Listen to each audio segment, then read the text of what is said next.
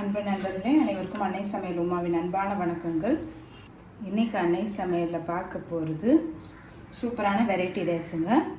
Capsicum rice, 2 teaspoon கடலைப்பருப்பு,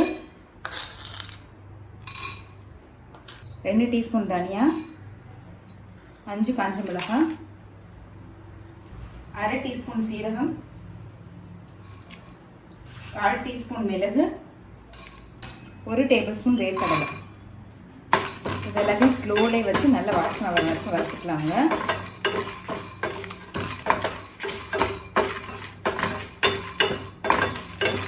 இப்போ இது எல்லாத்தையும் நல்ல வாசனை வர வரைக்கும் வறுத்தாச்சுங்க. இப்போ இது எல்லாத்தையும் மிக்சியில் அரைச்சிக்கலாம். கடாயில் தேவையான அளவு எண்ணெய், கொஞ்சம் நெய் சேர்த்துக்கலாம்.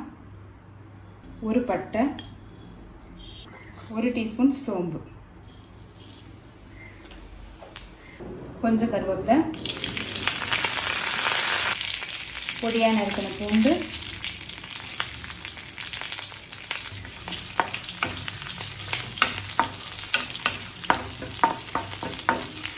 ஒரு வெங்காயத்தை சேர்த்துக்கலாம்.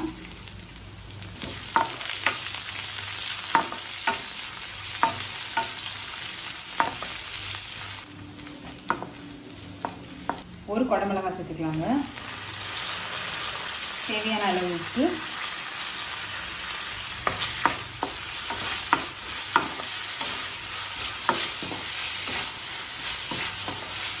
மூடி போட்டு கேப்சிகம் நல்லா வேகிற வரைக்கும் வெயிட் பண்ணலாங்க. கேப்சிகம் பாருங்கள் நல்லாவே வதங்கிடுச்சு. இப்போ நம்ம அரைச்சி வச்சுருக்க பொடியை சேர்த்துக்கலாங்க. பொடி சேர்த்து 1 நிமிஷம் வதக்குனிங்கன்னா போதும். அடுத்தது நம்ம இதில் சாதத்தை சேர்த்துக்கலாம். 2 கப் சாதம் சேர்க்குறேங்க. கொஞ்சமாக நெய் சேர்த்துக்கலாம்.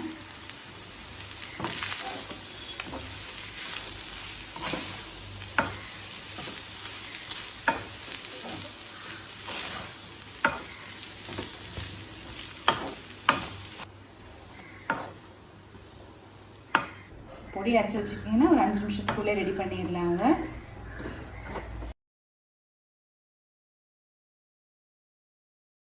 கொஞ்சம் கொத்தமல்லி சேர்த்துக்கலாம். கேப்சிகம் மசாலா ரைஸ் ரெடி ஆகிடுச்சு.